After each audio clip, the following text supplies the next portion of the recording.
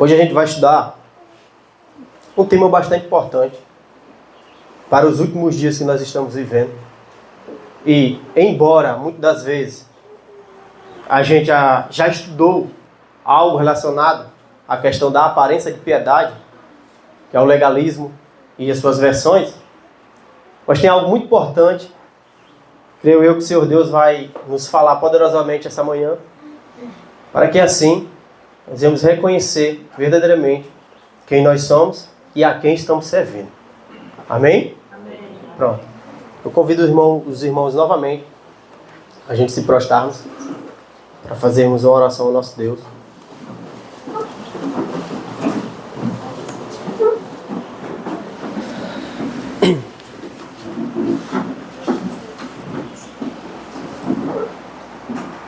Senhor nosso Deus, nosso Pai, Senhor, pelo nome do Teu Filho amado, Senhor Jesus Cristo, o qual, Senhor Deus, se compadece de cada um que aqui se encontra, e o qual, Senhor Deus, tem nos dado do Teu Espírito.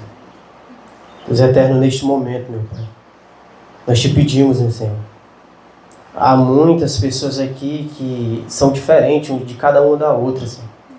Há muitas mentes, velocidade de acepção, de raciocínio.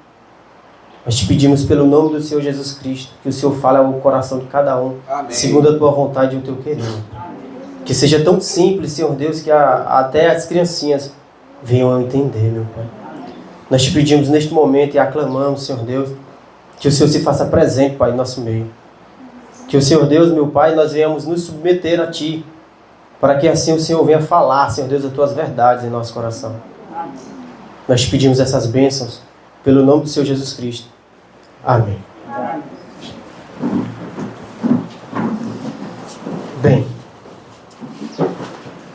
aí eu vou só pedindo para o irmão estar passando, tá bom, irmão Beto? Pode passar.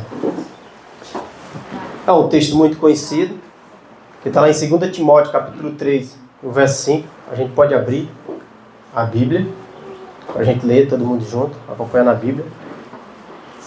E como tem bastantes slides, se vocês quiserem anotar algumas passagens do Espírito de Profecia da Bíblia, fiquem à vontade. Também vai ter alguns escritos dos pioneiros, tá bom? Acharam? Como é que está escrito? Tendo aparência de piedade, mas negando o poder. E o que a inspiração divina diz? Pronto. O que significa a aparência de piedade? Esse é o tema principal que nós vamos abordar nesta manhã. O que significa verdadeiramente ter a aparência de piedade e negando o poder dela. Porque, digamos, negando o poder dela é negando o quê? Negando a Cristo. Então, a inspiração divina nos diz assim, ó, destes afaste-se. Agora, é claro, se o Senhor Deus, nessa manhã, se eu reconhecer, permitir que Deus me mostre que eu estou entre esses, o que eu tenho que fazer? Me afastar de mim mesmo. Eu tenho que me afastar de mim mesmo. A questão da aparência de piedade é como a gente, muitas das vezes, a gente fala, que é viver de fachada, mais ou menos isso. É viver de fachada. Na hora que a gente ouve esse texto, a gente vai logo lá no sentido, a época de Cristo. Lá na época dos fariseus, né? E a gente vê aquilo ali, quando a gente olha as escrituras, a gente vê ali e diz, não, para aí. Tudo bem. Eles faziam tudo isso daqui, mas quando eu olho para mim mesmo, eu não estou fazendo isso. Como é que eles negaram a Cristo se era tão evidente o que as escrituras falavam sobre Cristo e também sobre o testemunho de Cristo sobre Deus? Como é que eles negaram? Muitas das vezes a gente faz essas perguntas e muitas das vezes não atribui aquilo que a inspiração divina está nos falando, a gente atribui na verdade para outra pessoa. Então nesta manhã, o que o Senhor Deus falar a cada um de nós, não vamos jogar para o irmão ao lado. Vamos permitir que Deus fale conosco. Porque a Bíblia ou a palavra de Deus é Deus falando com cada um individualmente. E mesmo se em algum momento eu não estou vendo que eu estou me enquadrando nisso daqui, mas lembre-se, o que a Bíblia diz que nós somos? cegos. Nós não conseguimos enxergar. Então é necessário que Deus nos mostre e nos dê a visão. Correto? Então, se a gente vê, na época da irmã White, ali em meados de 1888, na mensagem de Minneapolis, que Deus enviou os 2 pastores, nós vimos que a maioria daquelas pessoas ali, elas tinham o espírito farisaico. E isso também foi um dos meios do qual eles rejeitaram a mensagem em si. Então, vamos avançar para a gente ver algo relacionado a isso e depois a gente vamos traçando pela graça do Senhor Jesus algo muito interessante. Eu não sei se vai dar de vocês enxergar, mas diz assim: está lá em Testemunho para Ministro e Obreiros Evangélicos, página 91 e 92.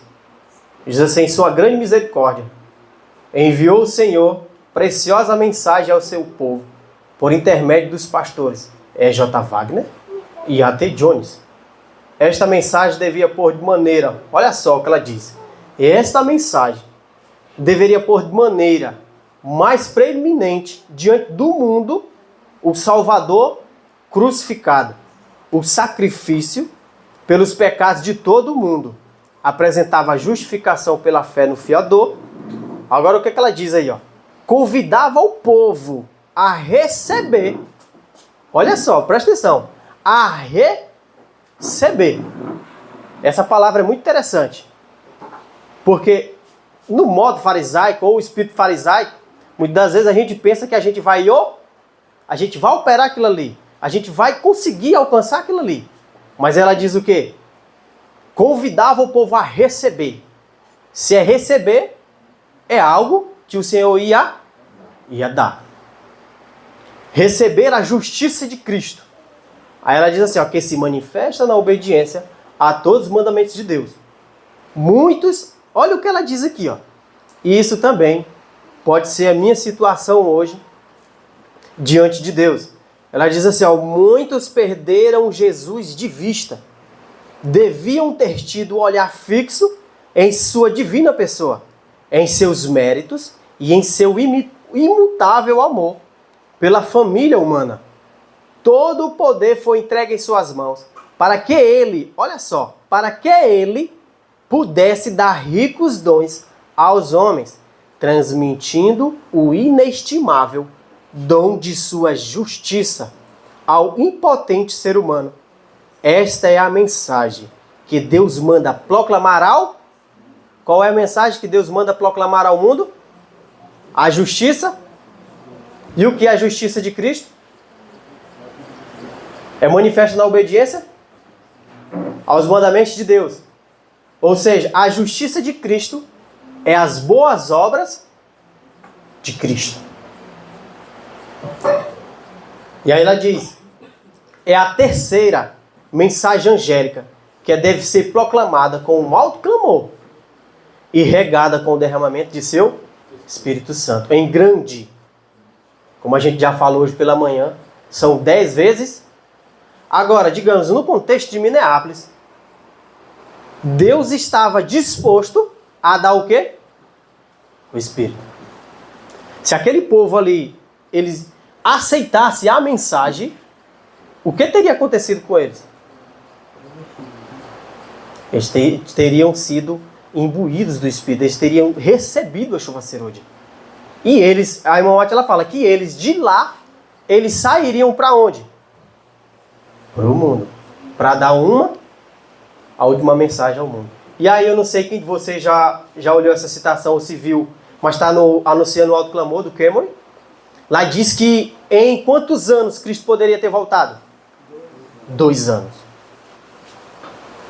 E aquele povo, a maioria daquele povo que não aceitou a mensagem, digamos, lá no meio tinha quem? Tinha Prescott, tinha Uri Smith, Olsen, tinha várias pessoas lá. E várias pessoas que eram doutores. Digamos, Uri Smith, um doutor em questão profética. E aí, quando os 2 pastores, que eram jovens, eles eram muito jovens, começaram a dar essa mensagem, eles olharam assim, não, para aí. 2 pessoas desse jeito, 2 jovens desse jeito, quer saber mais do que nós, que somos eruditos. E aí o que eles passaram a fazer além de rejeitar a mensagem? Passaram a começar a fazer caçoada e piadinha dos pastores, dos jovens pastores que Deus tinha mandado. E a irmã White, nós não vamos ver isso daqui tudo, mas a irmã White, ela ficou ao lado de quem? Dos dois pastores.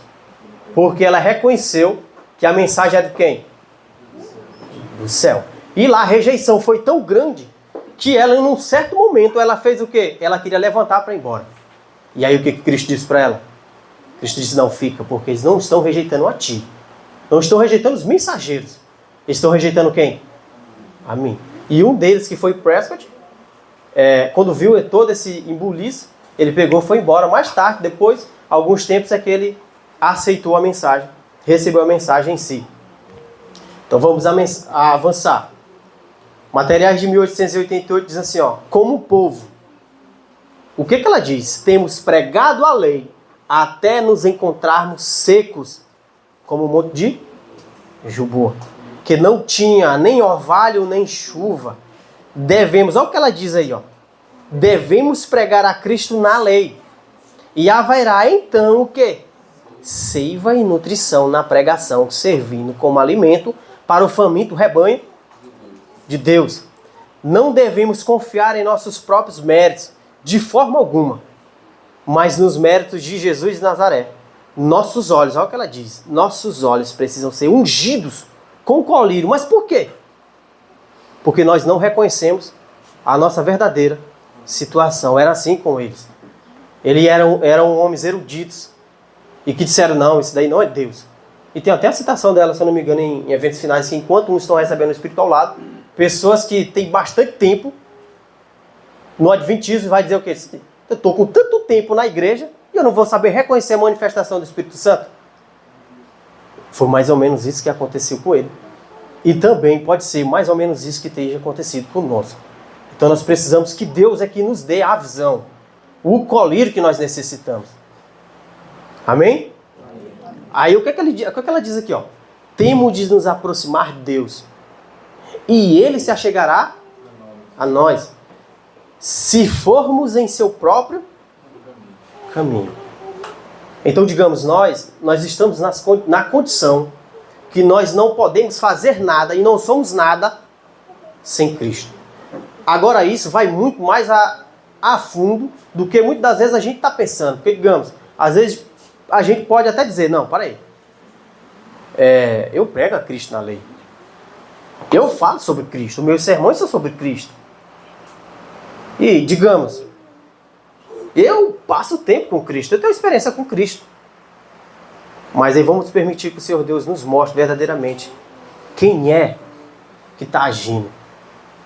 Quem é que está agindo? Se é Deus que está agindo ou se somos nós que estamos agindo. E o que é pregar a Cristo? O que significa pregar a Cristo? Pode passar. Mensagem Escolhida, volume 13, diz assim, ó. Ela diz assim, a fé de Jesus tem sido passada por alto e tratada de modo indiferente. Por que a fé de Jesus tem passado por alto e tratada de modo diferente e descuidado? Porque muitas das vezes a gente pensa que a fé que vai operar é a nossa fé. E isso é nós estamos completamente enganados.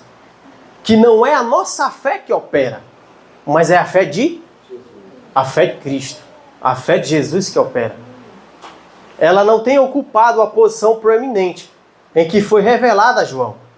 A fé em Cristo como a única esperança do pecador, em grande parte, tem sido omitida. Agora presta atenção no que ela vai dizer aqui. Ó. Não somente nos sermões proferidos. Não somente nisso. Mas também na experiência religiosa de muitos que professam crer na mensagem do terceiro anjo. Então aqui não é para pessoas que não conhecem a mensagem do terceiro anjo. São para nós que já reconhecemos, que já sabemos, mas verdadeiramente ainda não temos ela por experiência, porque a mensagem em si, ela não é uma doutrina, mas a mensagem em si é uma experiência com Cristo. Entende? Então isso tem sido omitido não só dos sermões, não só do meu trato diário com o meu irmão, mas verdadeiramente da minha experiência religiosa. Ou seja, a fé de Cristo tem sido omitida. Mas por quê? Porque muitas das vezes as pessoas veem em nós, elas não veem Cristo. Elas continuam vendo quem? O meu eu. E aí a gente pode ir mais até além, digamos, porque a aparência de piedade, ela é verdadeiramente uma pessoa que se acha justa e que aos olhos de muitos também são justas. Aos olhos de muitas pessoas são justas.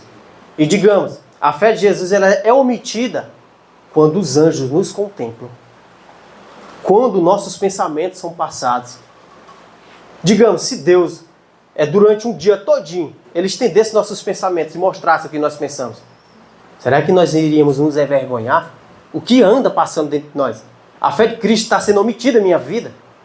Ou não? Porque não é só nos sermões, não é só no meu trato diário, mas é verdadeiramente aonde? No meu interior. O problema não está no exterior, o problema está no interior. E muitas das vezes nós ouvimos mensagem após mensagem da justiça de Cristo, e mensagem após mensagem, mensagem após mensagem, e continuamos no mesmo estágio, na mesma situação, entende?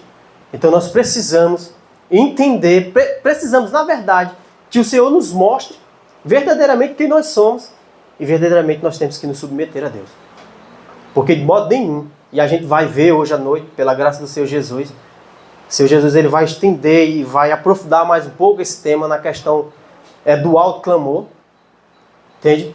E nós vamos ver que todos nós queremos participar do alto clamor. Todos nós precisamos. Aliás, queremos participar. E há quanto tempo? Quanto tempo Deus ainda está esperando? Cristo ainda está esperando? Desde 1888 para cá. O quanto de tempo que tem? Entende? E nós continuamos na mesma coisa. Na mesma mesmice. Na mesma mesmice. Mas eu creio que o Senhor Deus tem levantado seu povo. Eu creio que tem homens e mulheres hoje que estão se submetendo verdadeiramente a Cristo. E que verdadeiramente conhecem a Cristo não porque os outros estão falando, mas porque verdadeiramente eles têm uma experiência com Cristo. Porque, digamos, em meio a muitas vozes, isso acontece no nosso meio.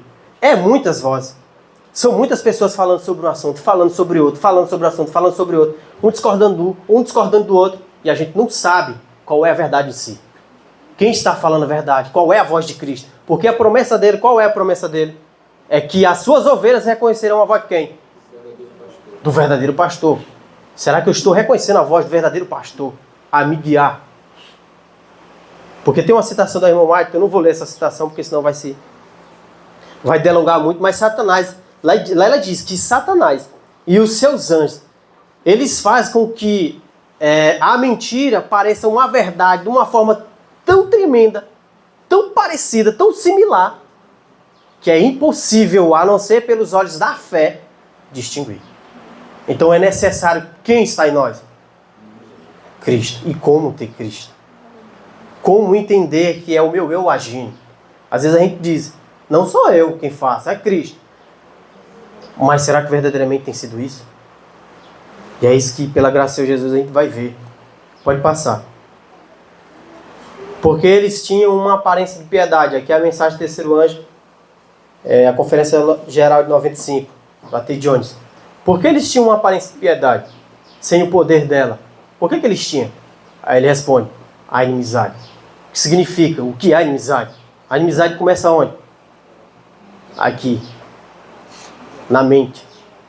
E eles tinham. Por que eles tinham? E por que eles não tinham poder, na verdade? Eles tinham aparência e não tinham poder. Porque a mente deles. Como é que estava a mente deles? Quem estava reinando na mente deles? Entende? Aí ele diz, na verdade, o pecado, o ego. Mas na inimizade, no pecado, no ego, tudo, olha o que ele diz, tudo pertence a quem? Ao eu. Foi o fato de colocar o eu no lugar de Deus. E isso a gente vamos entender à noite o que significa colocar o eu no lugar de Deus. E eles fizeram isso. Eles colocaram o eu no lugar de Deus. Que perverteu não apenas o serviço, olha só. E as maneiras de servir que Deus havia designado. Mas acrescentou cerimônias e regulamentos humanos, como já lemos. Ou seja, não é que a mensagem, isso tem que ficar bem claro. A mensagem da justiça de Cristo, da justificação pela fé, ela anula as reformas que Deus nos deu. Não. Ela não anula. Reforma de saúde, reforma no vestuário, música, vida no campo, tudo isso, ela não anula. Agora a questão é, Deus deu tudo isso para quem operar? Para quem viver? Foi eu? Foi a mim? Foi para mim olhar tudo que Deus me deu para mim tentar fazer? Ou Ele próprio fazer isso em mim? É isso que a gente tem que compreender. E quando nós compreendemos isso, nós nos sujeitamos a Deus, entendendo que nós não somos nada. Verdadeiramente, não só por palavras, mas verdadeiramente simplificado na vida diária. Pode passar, irmão. Aí ele pergunta, que propósito eles buscavam? O que eles buscavam com todas essas cerimônias que Deus deu? Aí o que ele diz? Serem salvos. Olha só, um padrão de justiça. Lá na mensagem do terceiro anjo 93, ele diz que a chuva serôdia não é um conceito de justiça minha. Não é um padrão de justiça minha. Não é o tanto que eu entendo. Mas é um conceito de quem? De justiça de quem? De Deus. Entende? Então o que eles buscavam nessas cerimônias? Eles buscavam ser salvos. Não, eu preciso fazer isso daqui, porque eu fazendo isso daqui, eu alcançando isso daqui, eu já estou salvo. E aí muitas das vezes ocultava o que era mais importante. Tanto Cristo, como Cristo fora, ali nas cerimônias, como Cristo, verdadeiramente habitando dentro. Mas não existe uma única forma de cerimônia. Nem mesmo o que o próprio Deus, olha só, prescreveu que salva o homem. Foi aí que eles confundiram. E é aí que milhares de pessoas se confundem. Isso é ter aparência de piedade, mas negar o poder dela. Isso é cerimonialismo. É o que? É olhar as reformas que Deus nos deu, as obras que Deus nos deu, e nós verdadeiramente tentarmos operar e colocarmos um padrão de justiça sobre aquilo ali para ser alcançado, para que a gente possa então ser salvo por aquilo ali. E a gente vamos ver simplificado, não teoria, mas na prática da nossa vida diária, como é que tudo isso acontece. Pode passar, irmão. Aí diz assim, mensagem do terceiro anjo. Foi por não terem a presença de Jesus Cristo no coração. Por meio de uma fé viva, eles fizeram o quê? Que depositaram sua confiança onde? Nessas outras coisas para a salvação. Na falta de Cristo, para o propósito da salvação, eles se entregaram a essas outras coisas, a fim de alcançar a justiça por meio dela. Mas você pode me falar, meu irmão, mas Cristo já poderia ter habitado no coração daquelas pessoas antes mesmo de ter vindo? Aí a Bíblia responde. 1 Pedro. Abram em 1 Pedro. Como hoje é sábado e o dia do Senhor, creio que a gente tem bastante tempo, né? 1 Pedro, capítulo 1.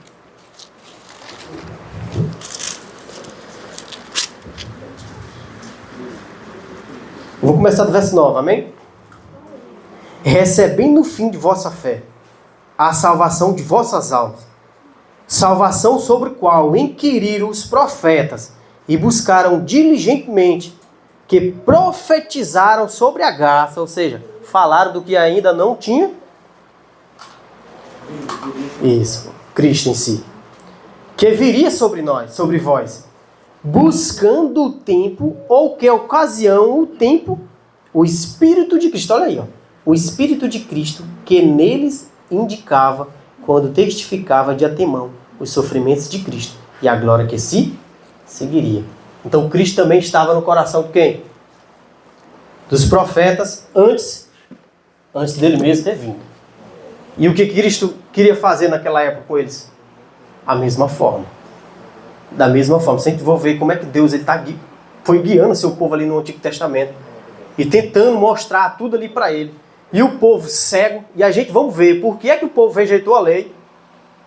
Mais tarde a gente vamos ver por que é que o povo rejeitou a lei. O que é que tinha dentro deles. E o que é que muitas das vezes eu não sei reconhecer minha situação dentro de Deus. Por que é que eu estou cego? A gente vamos ver tudo isso. Pode passar, irmão Beto. Assim, eles tomaram os meios que Deus havia designado para outros propósitos. Tomaram os 10 mandamentos, olha só.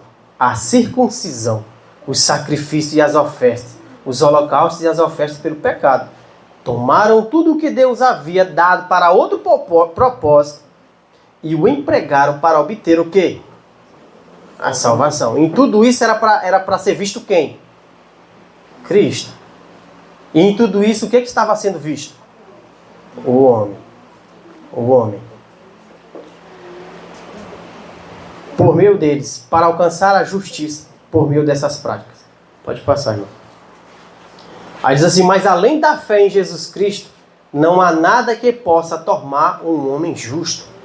E nada mais pode mantê-lo assim. Ou seja, não é só tornar, mas o quê? Manter. Eles não tinham essa fé. Agora, digamos, a gente falamos um pouco sobre fé hoje, o conceito de fé. Mas o que é verdadeiramente fé? Vocês já estudaram o livro de estudo sobre fé? Como exercitar a fé, vivendo pela fé. O que é realmente fé? Porque a gente precisa entender isso. Porque a irmã White, ela fala que nós necessitamos compreender isso.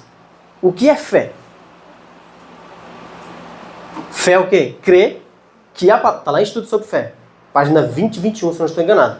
Fé é crer que o que a palavra de Deus fala, ela mesma tem poder para realizar o que ela diz. Isso é fé. Nós vemos isso na vida de Cristo. Cristo viveu por toda a palavra que sai da boca. E aí ele fala. O que ele diz quando as pessoas questionavam ele? Ele dizia assim, ó. Não é eu quem faço as obras. Mas o Pai que está em é que realiza. Eu não faço nada de mim mesmo. Entende? Então ele se submetia. Cristo se submetia ao Pai. À presença de Deus. Para que Deus pudesse habitar e andar no meio dele. Andar nele para servir as pessoas. Para ajudar as pessoas. Para que o Pai, o próprio Pai, pudesse operar nele para a salvação dos homens.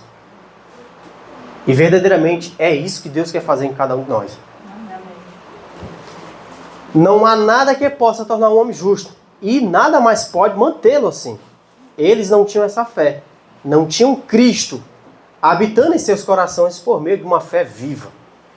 De modo que a virtude do próprio Cristo, ou seja, não era eles, era Cristo brilhando neles. Brilhasse em suas vidas. Por meio das coisas que Deus havia providenciado, que o próprio Cristo havia providenciado para esse propósito. Pode passar.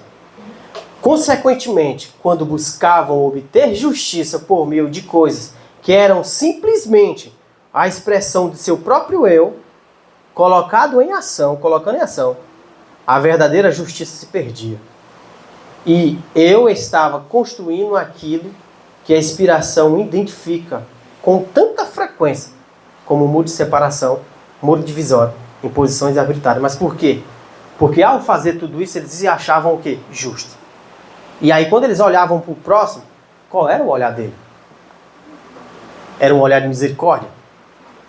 Como era o olhar deles para as pessoas?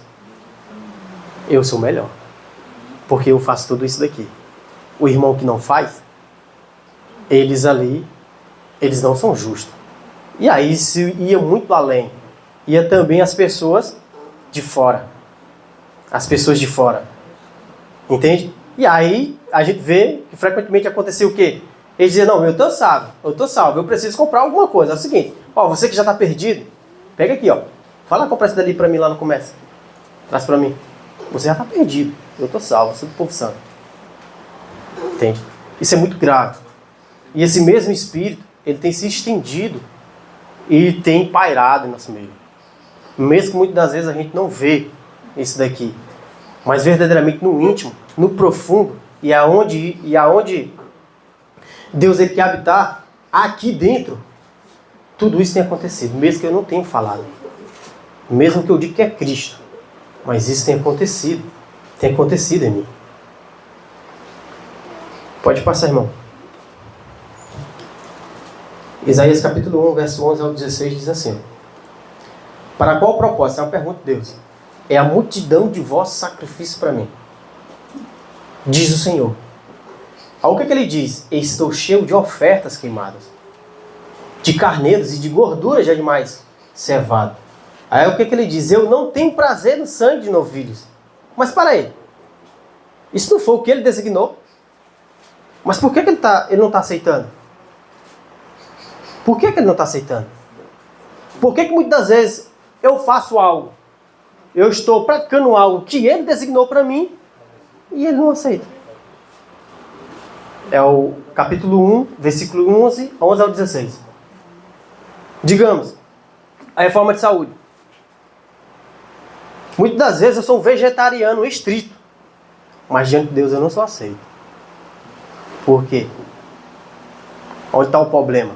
Na mente. O problema está aqui. Muitas das vezes é eu tentando fazer as coisas. É eu operando, eu colocando padrão de justiça. Não que a reforma de saúde seja errada. Nenhuma das coisas que Deus nos deu, é errado. Não. Agora é errado quando o meu eu tenta operar aquilo que Ele deu. E cria-se também um conceito. Cria-se um padrão, na verdade, né? Cria um padrão. Aí ele diz assim, ó: estou cheio de ofertas queimadas de carneiro, de gordura de animais cevados. Eu não tenho prazer no sangue de novilhos, ou de cordeiros ou bodes. Quando vindes, olha o que ele diz: quando vinde para vos apresentar perante mim, que tem requerido isso de vossa mão? Que pisei nos meus atos. Ou seja, Deus não suportava nem eles pisar lá no pátio do templo, porque era uma abominação para Deus. E muitas das vezes nós estamos até muito mais pior do que eles. E a grande, não é a grande incógnita, e o grande problema, na verdade, essa é a palavra certa. O grande problema é que eles não reconheciam isso, muitos deles, e o grande problema é que eu também não reconheço. Aí não tem como Deus trabalhar. Se eu não permito, porque muitas das vezes eu ouço algo sobre isso e eu digo, não, eu não estou assim. Então, muitas das vezes eu digo para Deus, Deus está falando que eu estou, e eu estou dizendo, não, Senhor, eu não estou. Esse rapaz aqui ao lado, ele se encontra dessa situação.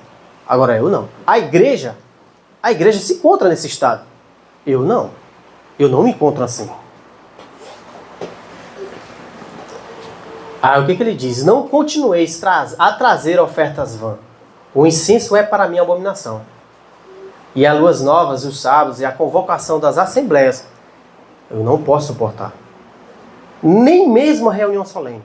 Olha que gravidade. Olha que gravidade. As vossas luas novas e as vossas solenidades, a minha alma as odeia. Já me são pesadas. Já estou cansado de sofrer. E muitas das vezes eu digo que eu estou em paz com Deus. Não, eu estou bem. Eu estou tranquilo. Porque eu estou desse jeito, desse. Eu estou bem. E a nossa situação é igual de lá de céu. E a gente nem sabe. A gente nem sabe. Porque, digamos, olha como é o mistério do Evangelho. Cristo em vós é a esperança da glória. Amém, Senhor. Que assim seja. Agora, digamos, Paulo era um homem de Deus ou não? Mas como é que Paulo se sentia? Paulo se sentia justo? Paulo se sentia digno? Paulo rotava a santidade? Um dos principais pecadores. Olha o jeito que ele se encontrava. Olha o jeito que ele... Por quê? Porque ele estava muito próximo de Cristo. E quanto mais nós nos aproximamos de Cristo, quanto mais a presença de Cristo é vinda a cada um de nós, mais miserável nós nos tornamos. Amém. Mais indignos. E aí isso também vai refletir, sabe aonde? Na convivência com o nosso próximo. Na convivência com o nosso próximo. Verdadeiramente nós vamos olhar para o próximo, não com o nosso olhar mais, mas com o olhar de Cristo. A gente vamos olhar para ele e dizer assim, ó, verdadeiramente, não por palavras, por atos. Tudo é por atos. Verdadeiramente vai olhar para a pessoa e dizer, Senhor, verdadeiramente ele é maior do que eu. Não é isso que fala em Filipenses 2? Sobre Cristo? Não é essa a mente de Cristo? É olhar para a pessoa, ter compaixão dela e se tornar verdadeiramente, na prática, servo dela? Não se sentir maior, é um querendo ser menor do que o outro? Não é isso? No reino de Satanás como é que é? É um querendo ser maior. É o orgulho, não é isso? Como é que Cristo veio a essa terra? Sendo ele o Rei dos Reis, sendo Senhor adorado no céu e na terra, em todo o universo, na verdade. Como foi a vida dele? Ele se tornou servo. Por isso que ele diz, aquele que quer ser o primeiro, tem que ser o... Eu tenho sido assim? Será que verdadeiramente eu tenho sido assim? Pode passar, irmão. O 15. Por isso, quando estendeis as vossas mãos, escondo de vós os meus olhos. E ainda que multipliqueis as vossas orações, olha só, não as ouvireis. Porque as vossas mãos estão cheias de sangue. Para aí.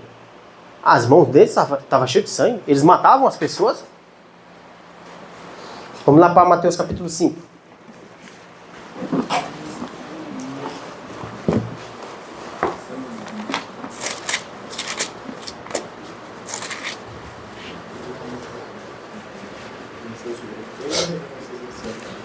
Verso 21. Aqui no Sermão do Monte, Cristo dá um sentido espiritual à lei. O que ele diz sobre não matarás? Sobre a questão de não matar. Ouviste que foi dito pelos antigos: não assassinarás, mas qualquer que assassinar, estará sujeito a julgamento. Eu, porém, vos digo: quem quer que sem motivo se irá contra seu irmão, estará sujeito a julgamento. E qualquer que disser a seu irmão raca ou tolo, estará sujeito ao quê? Ao concílio. E qualquer que ele disser és tolo, estará sujeito ao fogo do inferno. Aí, digamos, mais na frente ele nos diz assim, ó, que se eu me irar contra o meu irmão, se eu falar mal do meu irmão, eu já matei ele. O mandamento de não matarás, ele se estende. Obrigado, meu irmão. Ele se estende. E a questão é aqui. É aqui. Eu posso não matar a pessoa fisicamente, mas aqui eu já o matei. Eu posso não transgredir a lei de Deus nos meus membros, mas internamente eu vivo transgredindo. Entende? Eu vivo transgredindo. E essa era a situação deles. E essa também pode ser a minha situação diante de Deus.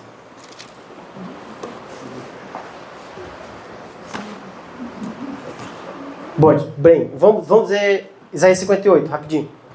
Lembrei de algo, o Senhor me lembrou de algo. A gente iria falar sobre Isaías 58 à noite, um pouco lá, mas vamos ver o que.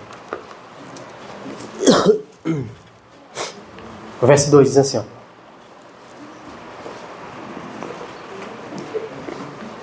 Contudo, eles me buscam diariamente e tem prazer em me conhecer meus caminhos, como uma nação que fez justiça e não abandonou os estatutos de seu Deus. Aqui não é qualquer pessoa, meus irmãos. Aqui são pessoas que têm prazer em estar na reunião. Aqui são pessoas que têm prazer em estar no nosso meio. São pessoas que têm prazer em carregar o nome de Cristo, apenas nominalmente. Não são qualquer pessoa. Eles me pedem os estatutos de justiça. Eles sentem prazer em se aproximar de Deus. Ou seja, vigílias, momentos de orações, distribuição de livros, evangelização. Se a gente vê essa situação, se a gente vê a questão da parábola das 10 virgens, elas são aparentemente iguais. São aparentemente iguais. Só o que discerne uma da outra o que é? É o azeite. Entende? Então, digamos, não são pessoas, e isso também pode ser a mim, porque tudo que está sendo falado aqui é a mim, particularmente, é a mim. Eu posso estar nessa situação aqui. Aí ela diz assim, ó, por conseguinte nós temos jejuado. Olha só. E dizem, tu nos vê? Tu não vê? Por conseguinte temos nós afligido nossa alma e tu não tomas conhecimento. Eis que no dia de vosso jejum vos encontrareis vossos próprios desejos e extorqueis todos os vossos trabalhadores. A situação é muito complicada, porque, digamos, vamos estender um pouco pela graça do Senhor Jesus. São um povo que gosta de orar, é um povo que gosta de jejuar, gosta de afligir a alma, gosta das reuniões, gosta de estar no nosso meio, mas por dentro é um povo que não reina Cristo. Porque, digamos, muitas das vezes, quando olho eu na prática, Muitas das vezes, quando eu jejuo, 1, 2, 3 dias, não sei. Quando eu vou olhar para o meu próximo, eu vou olhar para ele assim, Pai, Senhor, eu sou bom porque eu jejuei 3 dias, cara. 3 dias? 2 dias? Rapaz! Digamos que eu passo um determinado tempo com Deus. Digamos que eu passo 3, 4 horas em oração. Sem parar. Aí eu chego, o que eu muitas das vezes eu digo? Eu saio da oração, passo 4 horas em oração, digamos, 3, 4 horas em oração, e chego durante o dia e olho pro meu irmão e digo, rapaz, esse cara que nem ora, rapaz. Esse cara que nem ora. Pode não estar falando, mas está pensando. E pode não dizer que ele é melhor do que a mim. Mas na prática, é assim. Muitas das vezes, é assim. Qual é a prova? Eu não sei se vocês já leram o livro de humildade. Eu me esqueci até o nome do autor. É o Andrews, né? Humildade? Andrew Murray. Aquele livro é muito interessante. Ele diz que a prova que nós estamos nos humilhando diante de Deus é se nós estamos nos humilhando diante do próximo. Na prática. Entende? Por quê? Porque, digamos, eu estou orando. Eu oro, mas para quê? Porque olha o que ele diz aqui, ó. O restante. Obrigado, Senhor. O restante, o que ele diz aqui, ó? Eis que vou jejuar por rixa e discussão, e para afligir com punho de da perversidade. Vós não jejueis, como fazer neste dia, para fazer a vossa voz ser ouvida no alto. Tá vendo aí? Muitas das vezes eu passo um período grande em oração. Para quê? Para tentar ou me tornar uma pessoa bem erudita. Para discussão. Para, digamos, às vezes a gente sabe sobre a natureza de Cristo. Vários outros temas. De cor. E muitas das vezes até um pastor, se vir falar conosco sobre qualquer um tema, a gente sabe expressar, a gente deixa ele ali, como diz o ditado, no chinelo. Entende? Mas será que é da vontade de Deus que isso aconteça? Qual espírito eu estou manifestando? Será que eu gosto só disso, discussão? De querer ser o certo?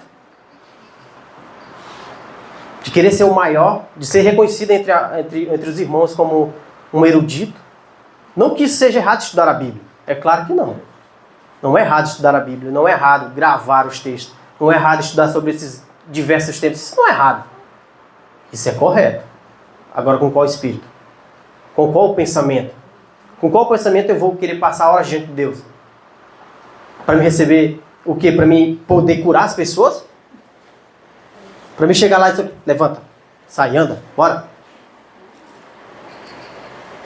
Ou para me reconhecer Deus, os milagres de Deus diariamente na minha vida. Para mim sair daquele local e dizer, Senhor, hoje eu quero que o Senhor Deus, em mim, durante esse dia, sirva ao próximo. Essa é a nossa oração. Nós somos servos. Porque, digamos, 2 Coríntios 2.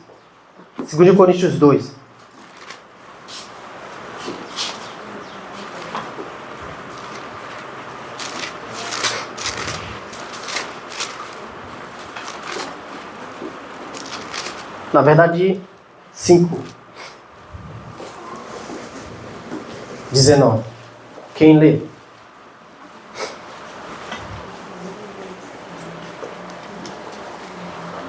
Podem ler. 5:19. Isto é, Deus estava em Cristo reconciliando consigo o mundo, não lhes imputando seus pecados, e pôs em nós a palavra da reconciliação. Amém. O que a Escritura diz? Deus estava em... Mas Cristo veio servir? Ele veio servir a humanidade? Sim. Quem que estava servindo a humanidade? Deus estava servindo a humanidade. Continua servindo. Até a fruta, digamos, o irmão planta aqui, é macaxeira, né? O irmão planta macaxeira. Mas quem faz dar essa macaxeira? É o Senhor. Então Deus está servindo o irmão. Será que eu estou servindo o próximo? Porque isso é a prova de que o Espírito de Cristo está em mim. Se eu vivo não para mim, não prendendo o meu eu, não comigo ali, não para mim, mas se eu vivo para quem? Para a salvação do próximo. Se eu sirvo ao próximo, meu prazer é servir ao próximo. Entende? Eles tinham isso? Eles não tinham isso. Eles gostavam dos melhores lugares. E muitas das vezes isso pode ser a minha situação. Pode ser a minha situação. A Desejado das Nações lá diz que é o serviço do próprio eu, a destruição de si mesmo. Estou palavreando, mas é mais ou menos isso. O serviço ao próprio eu é a destruição de si mesmo. E aí muitas vezes a gente falamos muito sobre a questão do derramamento do Espírito Santo. Nós estamos esperando, nós estamos no tempo. A grande verdade é essa. Mas com qual o pensamento? Qual é o meu pensamento? Para mim participar de grandes coisas? Se arrebatar de um lado para ir para o outro? É para isso? Para levantar as pessoas? Opa, tá coxa. Levanta aí. Bora. Em nome de Jesus. É para isso? É para mim ter Cristo. Para mim servir o próximo. Para mim ser servo do próximo. Porque, digamos, o que a mensageira do Senhor fala sobre a questão da justiça de Cristo? É um dilúvio de luz. Não é isso? Então, nós recebemos o dilúvio de luz. A gente olha isso, o que? Chuva serôdia, milagres, pregação do Evangelho. Cara, eu quero. Senhor, eu quero. Mas será que essa luz, que é um dilúvio de luz, nos leva diretamente logo para isso? Ou são para as pequenas coisas diárias da nossa vida? São para pequenas coisas diárias da nossa vida.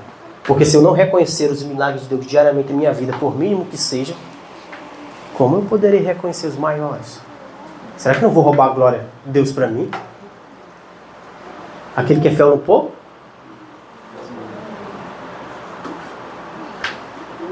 No reino de Deus não há lugar para egoísmo e orgulho. Lá não é ninguém querendo ser maior do que o outro.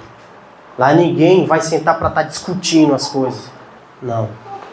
E digamos, muitas das vezes, eu passei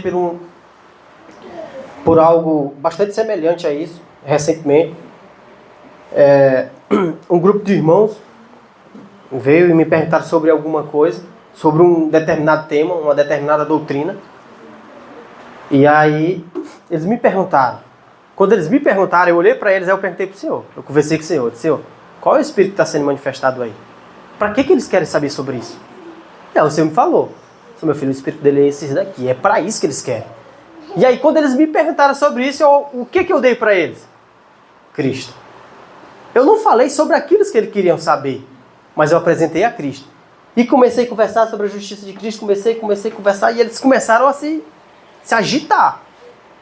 E aí um deles chegou e começou a conversar, não, eu quero saber disso.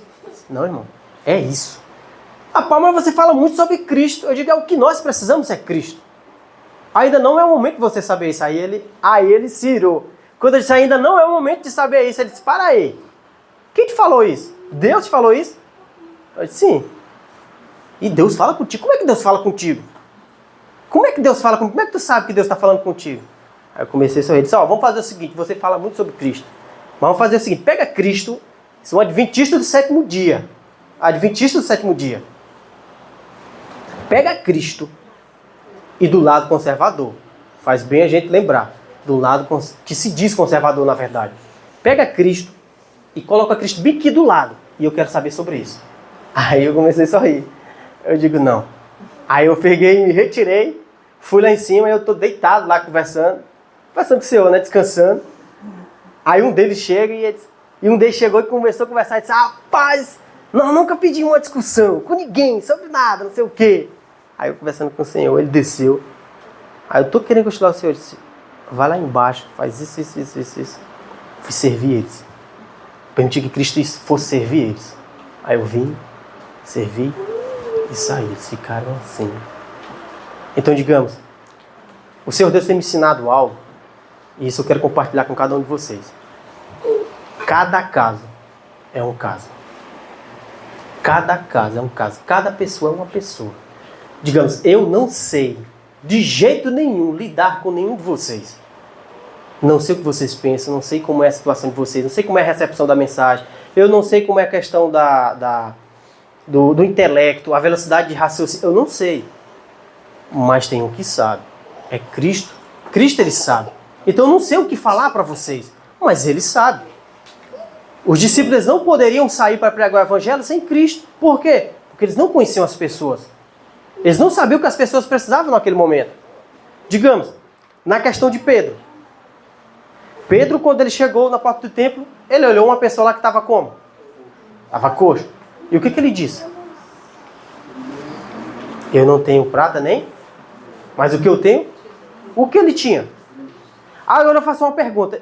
Ele pegou, levantou e começou a andar, certo? Agora eu faço uma pergunta. Será que tinha só aquela pessoa doente por lá? Como é que Pedro sabia que aquela pessoa era para a honra e glória de Deus? Entende? Se a gente for para Hebreus capítulo 13, verso 8.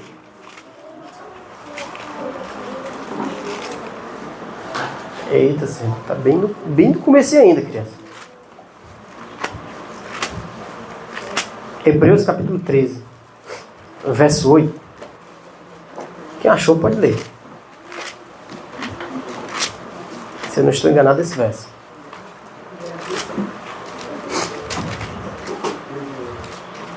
Jesus Cristo é o mesmo ontem e hoje e para sempre. Amém? Ele é o mesmo ontem, hoje e será? Agora eu pergunto, todas as pessoas que vinham até Cristo, quem estava falando através de Cristo? Quem estava falando os casos para Cristo? Era Deus. E nos discípulos também não era? Não era, irmãos? Era Cristo habitando nos discípulos? Apresentando e mostrando os casos? Digamos, se eu não estou enganado, foi Paulo. Se eu não me engano, é em Atos 16. Se não for, vocês me informem. Eles iam uma viagem missionária para um lugar.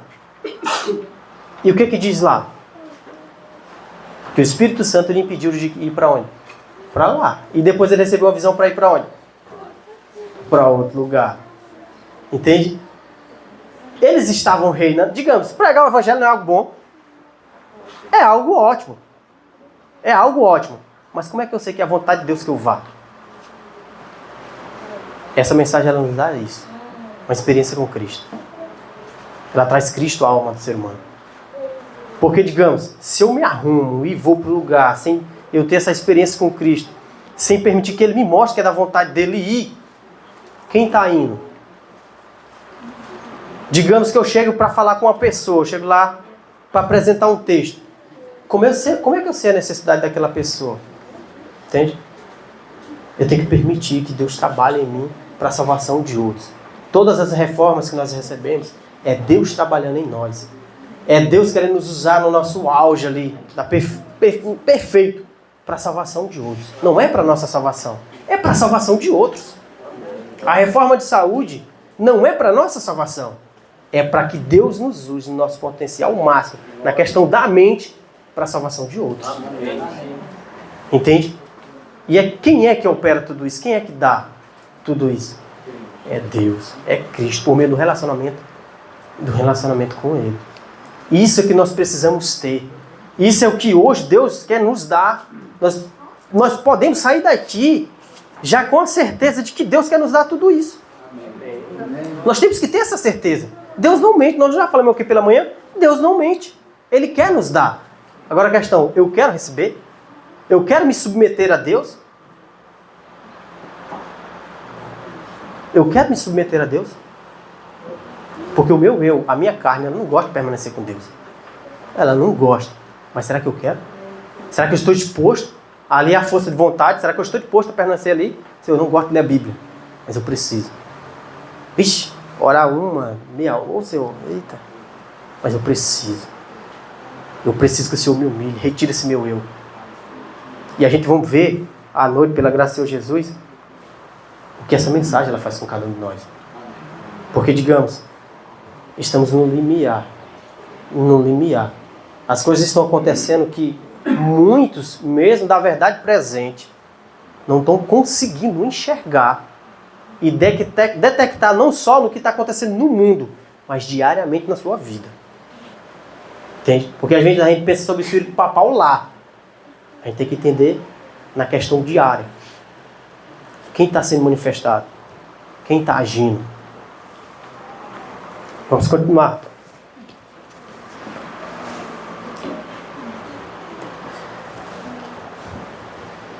Pode passar, irmão. Filipenses 3 ao 9. Porque a circuncisão somos nós, que servimos a Deus em espírito. Algo que ele diz, ó, nos gloriamos em Jesus Cristo e não confiamos na carne. Olha o simbolismo da circuncisão. Na questão de cortar o crepúsculo. O que ele diz aqui, ó? Que é não confiar em quê? Não confiar na carne. A gente não tem que confiar. Tem até um texto dela que ela diz que nós não devemos confiar em nós mesmos. Temos que desconfiar de nós mesmos. Temos que ter essa desconfiança de nós mesmos. Aí ele diz assim no versículo 4. Ainda que eu também, é o que ele diz. Quem era Paulo? Ainda que eu também podia confiar na carne. Se algum outro cuida que pode confiar na carne, ainda mais eu. Circuncidado ao 8º dia, da linhagem de Israel, da tribo de Benjamim, hebreu dos hebreus, segundo a lei foi o quê? Fariseu, segundo o zelo, perseguidor da igreja, segundo a justiça que há na lei, ele era o quê? Irrepreensível. Mas o que para mim era ganho? Por quê? Tudo isso para ele era ganho. Porque ele pensava que estava verdadeiramente servindo a quem? Agora, isso é algo, é muito interessante. Porque isso é uma situação que Paulo, ele não estava enxergando que ele estava transgredindo a lei. Ele se dizia que era o quê? Justo. E ele estava perseguindo, para ele era o quê? Ele estava perseguindo, ou seja, ele estava fazendo algo que era do agrado de Deus, perseguindo a igreja. Não era algo que não dizia, isso não é do agrado de Deus, não. Ele dizia que era algo do agrado de Deus. E a gente pode estar nessa mesma situação, pensando que nós estamos, na verdade, servindo a Cristo, só que há outro espírito regendo. E aí, é impossível, sem Cristo, nós enxergarmos essa situação. Não tem como. É só Cristo que nos mostra. Aí diz assim, e na verdade, tenho também por perda todas essas coisas, pela excelência do conhecimento de Jesus Cristo, meu Senhor, pelo qual sofri a perda de todas essas coisas, e as considero como escória, para que possa ganhar a Cristo, e seja achado aonde? Nele. Não tenho a minha justiça que vem da onde? Da lei. Ou do que eu posso fazer para obedecê-lo. Ele não se considerava, depois que ele contou a Cristo, ele não se considerava. Porque antes de Cristo, ele olhava para a lei e ele tentava fazer o quê? Obedecê-la. Ou seja, ele disse, não matará. Eu não vou matar. Mas depois de Cristo ele entendeu. O que ele entendeu? Que a lei não estava pedindo, dizendo, não vai matar. Mas Deus estava prometendo para ele que por meio do relacionamento com ele, tudo aquilo ia se cumprir na vida dele.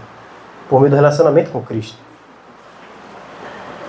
E seja achado nele, não tenha minha justiça que vem da lei, mas que vem pela fé em... E o que é fé que nós conversamos? Crer que a palavra de Deus... Crer que o que a palavra de Deus fala, ela mesma realiza o que ela diz. Ou seja, tem um poder criativo. A saber, a justiça que vem de Deus pela fé. Pode passar. Olha o que diz o boletim da Conferência Geral. Esse texto aqui é muito impressionante. Ele diz assim, e o homem que está tentando buscar a vida, guardando os 10 mandamentos, olha o que ele diz, e ensinando aos outros a esperar a vida, guardando os 10 mandamentos, é ainda o ministro de morte. Está entendendo como é que é? Eles ensinavam isso? Os fariseus? A gente vai ver como eles ensinaram. E eu estou ensinando isso? Pode passar. É isso, comentário de Martim Lutero sobre Gálatas. Olha o que ele diz, olha o que Martim Lutero diz. Quem busca a justiça pelas obras, nega a Deus. E faz dele mesmo quem? Deus. Ele é um anticristo, porque atribui às suas próprias obras a capacidade onipotente de vencer o pecado. A morte, o diabo, o inferno e a ira de Deus. Olha aí como é que Martinho Lutero considera a pessoa que tenta operar as obras de Deus por si mesmo. Ele considera como o quê? Como anticristo. Mas por que como anticristo? Porque quem está governando, quem está se sentando no trono, quem é? É o próprio eu. O anticristo reivindica, olha aí, ó, reivindica a honra. Mesmo que eu não fale. Mas as minhas ações e no meu pensamento eu estou reivindigando a honra de quem? De Deus. Ah, eu faço isso daqui porque é verdade, rapaz, eu sou demais. Ele é um idólatra de si mesmo. Por quê? Porque é egoísta. A pessoa que cumpre a lei é o pior tipo de fiel. Aqueles que pretendem obter justiça por seus próprios esforços, não dizem com as suas próprias palavras, eu sou Deus, ó, tá vendo? Eu sou Deus, eu sou Cristo. Mas é o que acontece. Eles usurpam a divindade e o ofício de Cristo. O efeito é o mesmo que disserem, eu sou Cristo, eu sou um Salvador, eu salvo a mim mesmo. Pode passar. Pode passar. Mensagens escolhidas. Pode passar. Qual texto? Você passou a mensagem do seu nome. Volta aí. Volta. Esse aí? Pronto, já que está parado, deixa aí. É puro cerimonialismo e é tão ruim para os adventistas do sétimo dia, hoje quanto era para qualquer fariseu na Judéia, há 2.000 anos, há 1.800 anos. Essa é a posição de todos os que fazem profissão de cristianismo sem Cristo. É a aparência de piedade desprovida de quem? De poder. É apenas o fruto da inimizade. E nada mais. Entende? Então eu posso até falar sobre Cristo. Eu posso até falar sobre Cristo. Posso até pregar a Cristo. Mas se eu não estiver ali dentro, adianta de alguma coisa? Não. Não adianta de nada. Porque o problema é interno. O problema vem do coração. A questão da inimizade é o coração. É o eu governando. Pode passar, irmão. Aqui é um texto da irmã White. Vamos ler esse texto de Mensagens Escolhidas. Uma religião legalista tem sido considerada uma forma correta de religião para este tempo. Mas é engano. A repreensão de Jesus aos fariseus é aplicável hoje aos que perderam do coração o primeiro amor. Uma religião fria, legalista, jamais pode levar almas a quem? A Cristo. Como é que um cego vai guiar outro cego? Não tem como. Pois é destituída de quê? De amor. É o que a gente estava falando. Pode até não ser pelas práticas, mas interno é isso que acontece. Porque, digamos, eu posso até falar bem do irmão Washington, conversar com ele, mas lá por trás, eu no pensamento, eu dizer, rapaz, esse cara aqui, ele se acha demais. Esse cara aqui, ó, o defeito dele. Entende? Não é movido por compaixão. Para a gente se aproximar da pessoa, a gente precisa ter Cristo. Por quê? Porque Cristo, quando se aproximava das pessoas, ele se aproximava com o quê? Com compaixão. Com amor. E a gente vai ver isso bastante simplificado pela graça do Senhor Jesus à noite. Isso a gente vai ver. Quando jejuar e orar é praticado no espírito de justificação própria, são abomináveis a quem? A Deus. A solene assembleia de culto, a rotina de cerimônia religiosa, a humilhação exterior. Olha aí, o problema é grave. O sacrifício imposto, tudo proclama ao mundo o testemunho de que o praticante dessas coisas se considera o quê? Justo. Às vezes é querendo aqui aparecer. Às vezes a gente quer aparecer. Não, eu vou fazer isso daqui porque... Às vezes a gente não fala, mas a gente pensa, eu vou fazer isso daqui porque as pessoas vão ver e dizer, rapaz, esse é um filho de Deus. Esse é um homem de Deus. Rapaz, irmão Israel, é o seguinte. Rapaz, você acredita? Eu passo 5 horas em oração, meu irmão. Eu passo 5 horas orando. Não se encaixa nisso daqui? Essas coisas chamam a atenção para o observador de deveres rigorosos, dizendo, este homem tem direito ao céu. Tá vendo? Não é qualquer pessoa, meus irmãos. A gente não está falando de qualquer pessoa, estamos falando de uma pessoa que aparentemente a gente vê e não vê defeito. Esse daqui é um homem. Mas aí por dentro, como é que tá? Só Deus sabe. Mas tudo é engano. As obras não comprarão a entrada no céu. A grande oferta que foi feita é ampla para todos os que creem. Uma religião legal é insuficiente para pôr a alma em harmonia com Deus. A dura, rígida, ortodoxia. Leia aí para mim. Pronto. Louvado seja Deus. Dos fariseus é destituída de quê? De contrição. Ternura ou o quê? O amor. Era apenas uma pedra de tropeço. Para quem? Rapaz. Em vez de muitas das vezes eu ajudar a pessoa, em vez de eu tentar tirar, e às vezes eu vou até com um pensamento bom tirar a pessoa, mas eu acabo empurrando ela. É muito sério. É muito sério. Como a gente fala, agora que a gente ouviu. Nós não sabemos o caso de cada pessoa. A gente tem que permitir que Deus trate primeiro a gente, e para que Ele em nós possa ajudar o próximo, porque não tem como. Tudo que nós fazemos por nós mesmos pode ser coisa boa, mas mesmo assim é contaminado e pode prejudicar o nosso amigo, o nosso irmão. Pode passar. O profeta Oséias indicara o que constitui a própria essência do farisaísmo.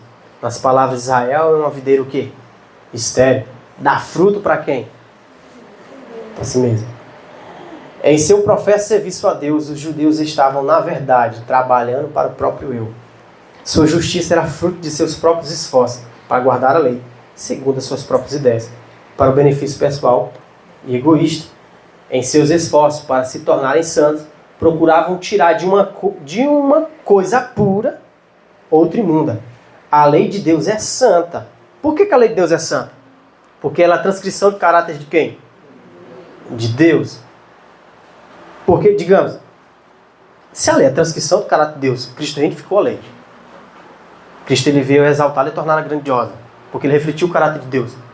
Agora, digamos que eu olho para a lei, e a lei é o quê? É o caráter de Deus. E aí eu tento fazer aquilo ali, significa o quê? Significa que você está dizendo para Deus assim, é o seguinte, Deus, eu vou alcançar o teu caráter, não te preocupa. Pode deixar comigo, só me manda poder. Às vezes a gente pede poder. Manda poder para eu fazer isso daqui. Será que Deus vai dar poder para mim, para um rapaz como eu, miserável como sou?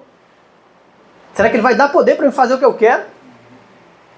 Ele mesmo quer operar em nós. Ele mesmo quer operar em nós. Isso é tremendo. Ele apresentava aos homens a justiça de Deus.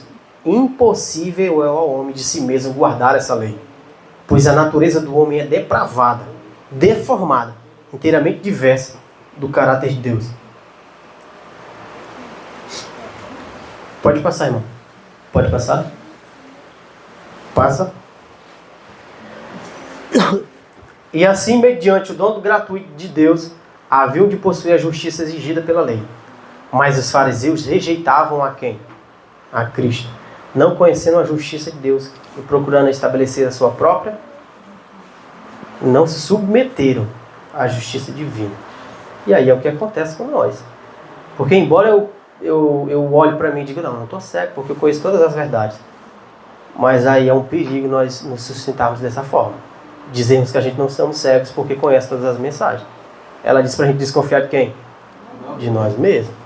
E é só mediante uma união vital com Cristo, uma comunhão vital com Cristo, é que aí a gente pode estar recebendo a Ele no coração, para que Ele possa trabalhar em nós para a salvação de outros. Pode passar. Isaías. Olha o que Isaías diz. Esta é a herança dos servos do Senhor, e a justiça deles é proveniente de quem? Diz o Senhor. É de quem a justiça? É de Deus. Pode passar. O Senhor, tu ordenarás paz para nós, porque também tu tens operado todas as nossas obras ao nosso favor. Amém? Amém. A palavra de Deus é criativa. Que isso se cumpra em nós nessa manhã, pela graça do Senhor Jesus. Pode passar. Todos nós, porém, somos como uma coisa impura. Todas as nossas justiças como o trapo de quê? Ou trapos imundos. Ó, Jó. Quem do mundo tirará o puro? Qual é a resposta? Não tem como. Mateus 23. Ai de vós, escribas e fariseus hipócritas, pois que limpais o exterior do prato, as coisas externas, mas o interior está cheio de rapina e de intemperança. Fariseu cego. Limpa primeiro o interior do copo e do prato, para que também o exterior fique limpo. Ai de vós, escribas e fariseus hipócritas, pois que sois semelhantes aos sepulcros. A gente falando sobre os sepulcrais hoje na escola sabatina. Que por fora realmente parece formosa, uma coisa linda. Mas no interior estão cheios de quê? De ossos, de homens mortos. E no começo do versículo ele diz que eles atam fardos pesados nas pessoas que ele nem sequer com o dedo. Ou seja, digamos... Não, a gente não vai falar sobre isso, deixa para a noite isso daqui, isso. Mas digamos, a gente fala. Conhece. Mas não vive. Não vive. E além de não viver, isso passa a ser, sabe o quê? Um fardo. Isso passa a se tornar um fardo para cada um de nós. Mas o que diz 1 João 5? Os mandamentos de Deus não são pesados. Salmo 40, verso 8, o que lá diz? Vocês sabem o que ela diz? 40, verso 8.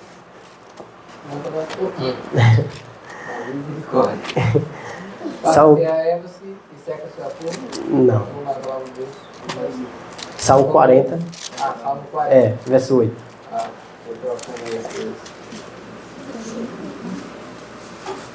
Ó o que diz. Eu me deleito em fazer a tua... Ó meu Deus. Sim, a tua lei está dentro do... Esse daqui, quando Cristo estiver habitando cada um de nós, fazer a vontade de Deus não vai ser algo pesado. Nós não vamos permanecer aqui e estar com o pensamento muitas vezes, Senhor, eu quero que acabe logo, porque eu quero almoçar, eu estou cansado, eu tenho que descansar. Não será assim. Mas será, Senhor, que bênção, Senhor. Que maravilha, Senhor. Eu quero ouvir mais, eu quero estar mais contigo, Senhor. Isso é ter prazer. Não é você estar ali com Deus e 5, 10 minutos de oração e dizer, rapaz, daqui está custando. Ou numa vigília ali e tá... Rapaz, não. Cristo era assim? Não. Nós não conseguimos ser assim. Mas Ele novamente consegue ser em nós. Ele consegue novamente se nós permitirmos. Principalmente está falando, verso 9 e verso 8, ele é a justiça, né? Isso. Vou responder para a justiça. Como é ler de novo, hein? Verso 9 e verso 8. Isso, vai. Eu preguei a justiça na grande congregação, Isso. o Senhor tem criado os meus lábios ao Senhor dos sábios. Isso. Não escondi a tua justiça dentro do meu coração, declarei a tua fidelidade e a tua salvação. Eu não fiquei a tua benignidade, nem a tua verdade na grande congregação. Quer dizer, ele pregou Cristo. Pregou Cristo. Porque é impossível, digamos, o homem ter Cristo habitando no coração e ficar fechado. Vocês lembram, se eu não me engano, é da história dos valdenses. Eles passavam na rua, como é que as pessoas diziam? Será que foi um anjo? Será que foi um anjo? Eles não abriam nem a boca. É isso que Cristo quer fazer com nós. Amém.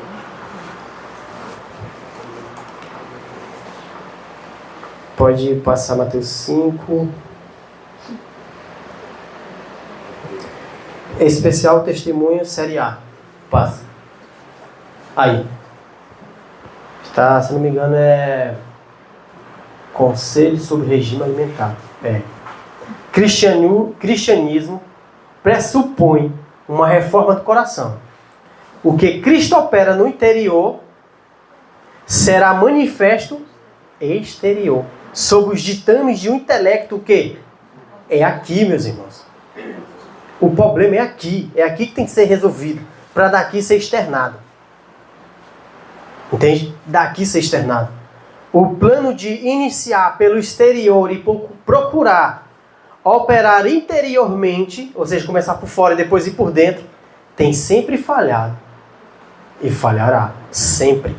O plano de Deus para vós é começar na própria sede, de todas as dificuldades. Aonde? No coração, ou seja, na mente, né? E é então do coração, mão de jorrar os princípios da... Rapaz, isso daqui é maravilhoso. Isso daqui é muito maravilhoso. A reforma será tanto externa como... Não tem como.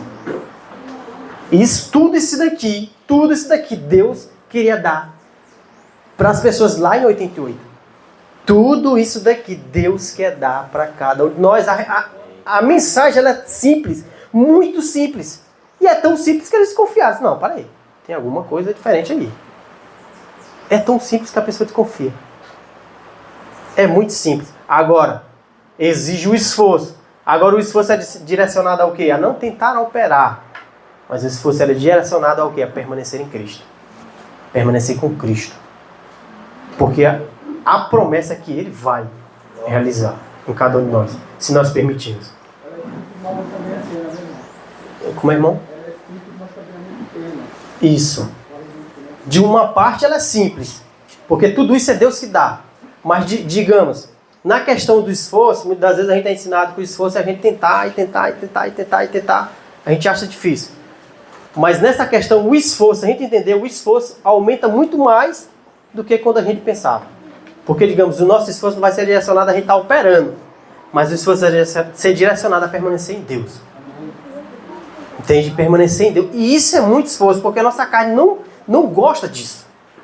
Não tem como, é um esforço muito grande. Ler a Bíblia, estar meditando, estar conversando aí com Deus diariamente, passar tempos em oração com Cristo. Isso é um esforço muito grande. Entende? Mas digamos, se nós permanecermos nele, ele permanece aonde? Ele permanece em nós.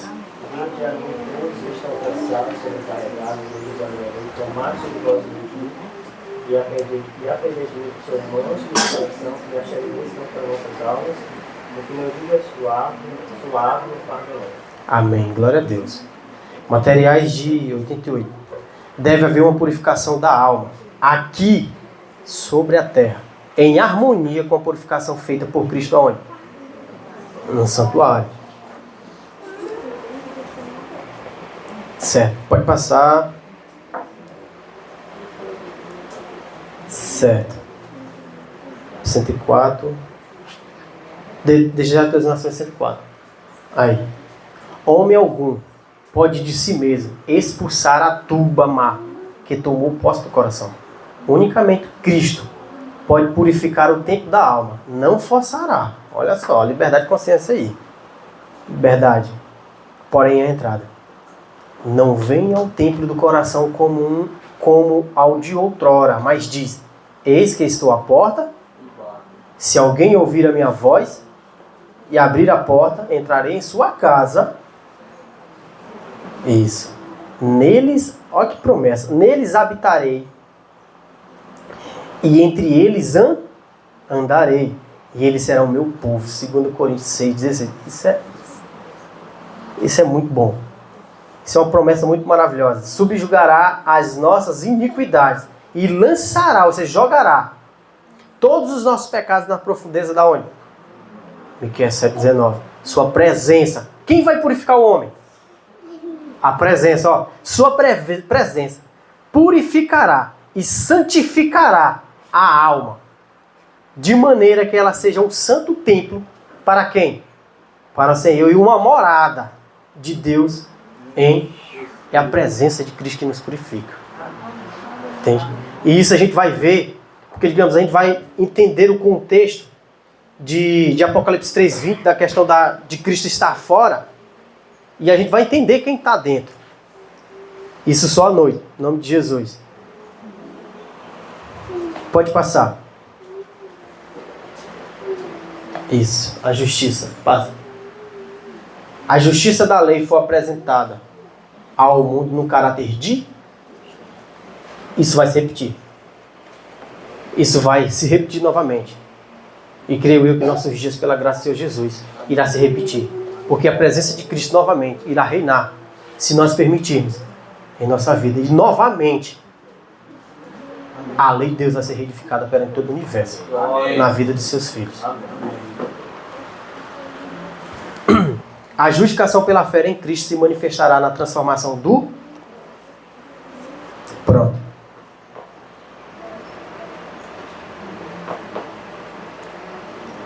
Primeiro João 4,3. Passa. Vou finalizar com 1 João 4,3 e vou ler uma citação aqui. Pega bem aqui para mim. Alguém aqui me ajuda aqui. Uma citação aqui do livro do irmão Cameron. Se não me engano é sobre a Conferência Geral. Algo bastante interessante.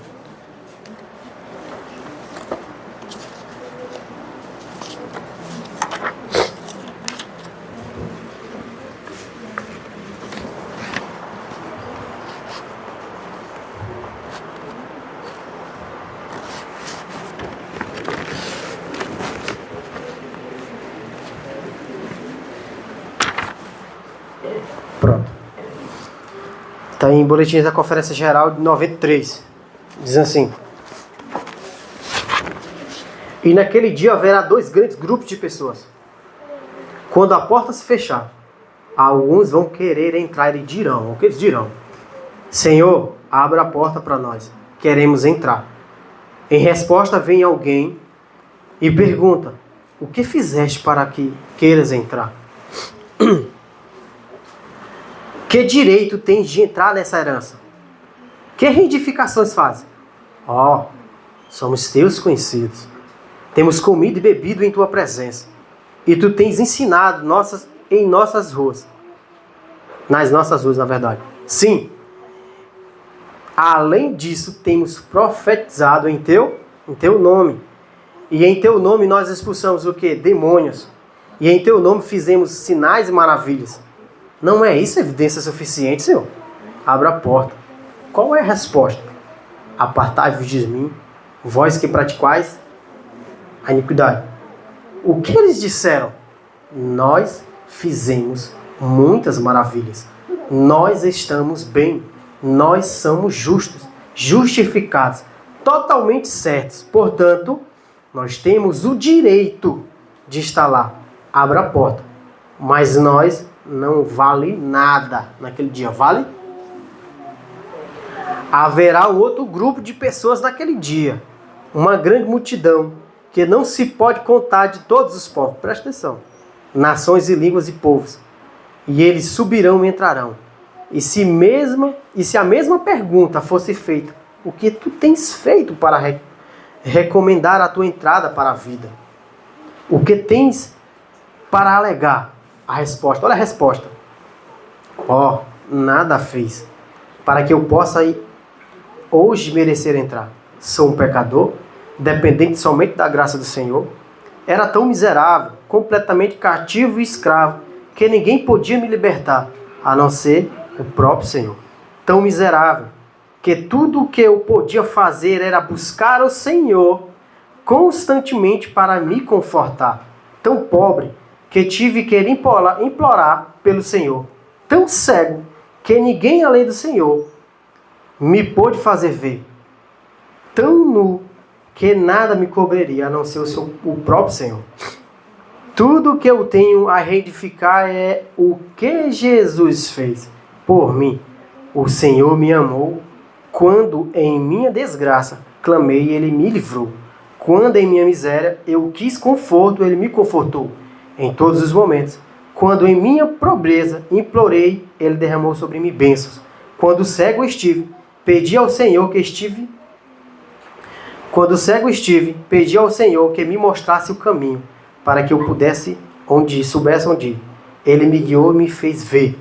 Quando eu posso apresentar tudo o que eu tenho, para apresentar como aquilo que me fará entrar. Qualquer alegação que eu possa fazer é apenas o que Ele fez por mim. Se isso não me faz nenhuma reclamação a fazer. Mas isso não me dará direito a entrar e possuir herança? Então é dito, bem, algumas testemunhas, olha o que ele diz. Algumas testemunhas muito especiais estão aqui e precisam estar completamente satisfeitos com todos aqueles que por aqui passam. São 10 examinadores. Ou seja, não é só ele dizer que ele era pobre, que era miserável, que Jesus fez alguma coisa por ele. Aí ele diz, tem 10 testemunhas aqui. Eu vou convidar essas 10 testemunhas. Aí ele diz: quando eles avaliam o caso de um homem e dizem que ele está ok, pois bem, então pode entrar. Está você disposto a que eles venham e examinem seu caso? E responderam sim. Sim, eu quero entrar. E estou disposto a me submeter a qualquer exame. Porque mesmo que eu seja deixado de fora, eu não tenho nenhuma reclamação a fazer. Estou perdido de qualquer maneira quando só resta a mim. Bem, nós chamaremos então aqueles 10 trazidos e eles dizem, sim, estamos perfeitamente satisfeitos com ele. Esses 10 quem é? Os 10 mandamentos. Pois a libertação que ele obteve de sua miséria é a libertação do nosso Senhor. O conforto que ele teve em todo o caminho que ele tanto precisava é o conforto do Senhor. A riqueza que ele possui, o que ele tenha, sobre o jeito que ele era, foi o Senhor quem deu. E cego, o que quer que ele veja agora, foi o Senhor quem o mostrou. E ele vê somente o que é do Senhor. E nu estava esta vestimenta que eles vestem, o Senhor quem o vestiu, o Senhor quem teceu. É toda a autoria, na verdade, divina.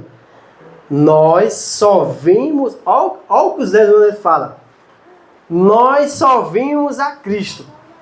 Portanto, sim, ele pode entrar. E por fim, meus irmãos, virá dos portões uma voz mais doce melodia, cheia de suavidade e compaixão, a voz do meu Salvador. Virá de dentro dos portões dizendo: venham, benditos de meu Pai. Amém? Amém. Porque estáis fora e o portão completamente aberto, e teremos uma livre entrada no reino eterno de nosso Senhor e Salvador Jesus. O que eles viram?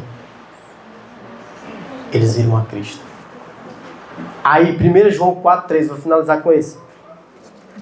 E todo espírito, aqui que diz antiga, na versão antiga, diz assim: e todo espírito que não confessa que Jesus Cristo é vindo. Tudo muda. Todo espírito que confessa que Jesus Cristo é vindo, ou seja, é hoje, na carne, ou seja, em qual carne? Na minha carne. Todo aquele que não confessa que Jesus veio na minha, é vindo na minha, mas ele é vindo na minha carne para quê hoje? Para habitar. Para habitar. Não é Deus. Mas este é o espírito do anticristo, a respeito do qual tem ouvido que havia de vir, e agora mesmo está no mundo. Então, meus irmãos, o Senhor Deus, Ele é muito bom. E essa mensagem que Ele nos deu, a mensagem da justiça de Cristo, é essa mensagem que traz a presença de Cristo para cada um de nós. Que o Senhor Deus continue nos abençoando. Que ao sair daqui, nós venhamos verdadeiramente ter visto a Cristo. Verdadeiramente nós venhamos nos render a Cristo, submeter a sua vontade. E que logo após, mais tarde, se assim for a vontade do Senhor, nós venhamos aqui para receber, para continuar, na verdade, recebendo essa presença maravilhosa. E que nós venhamos desconfiar de nós mesmos e permitir que Deus continue trabalhando em nós para a salvação de outros, de outras pessoas. Amém? Vamos orar? Ah, não, tem a parte especial, a irmã. Então, à noite, pela graça do Senhor Jesus, a gente vai estudar um pouco sobre o que é a saída de Babilônia. Um contexto espiritual, um contexto bastante importante para nossos dias. Vamos orar?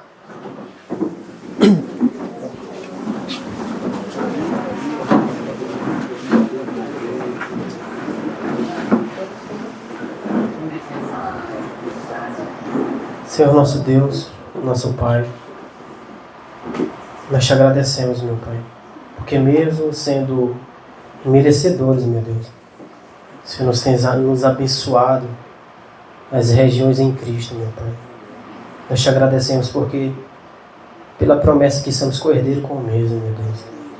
Meu Pai, neste momento nós te pedimos, meu Deus, que verdadeiramente, Pai, nós venhamos nos submeter a Ti. Verdadeiramente, Senhor Deus, nós venhamos sair daqui, Senhor Deus, cheio de Ti e com a certeza, meu Pai, que o Senhor quer habitar plenamente na vida de cada pessoa que aqui se encontra, meu Deus. Estamos nos limiar Muito obrigado pela ainda a dádiva que o Senhor tem nos dado, pela liberdade aí que nós temos de prestar culto a Ti aqui, sem ninguém nos perseguir. Nós te louvamos, mas sabemos que poucos dias, Senhor Deus, isso não será mais possível. Mas que verdadeiramente agora nós venhamos viver contigo uma vida santa diante de Ti, meu Pai. Que verdadeiramente, Senhor Deus, as pessoas ao olhar a cada um de nós, não vê o nosso eu habitando, mas verdadeiramente a Ti, meu Pai. Continue com cada pessoa que aqui está. Continue com a Tua presença sobre nossas vidas. E continue nos abençoando. Em nome do Senhor Jesus Cristo. Amém.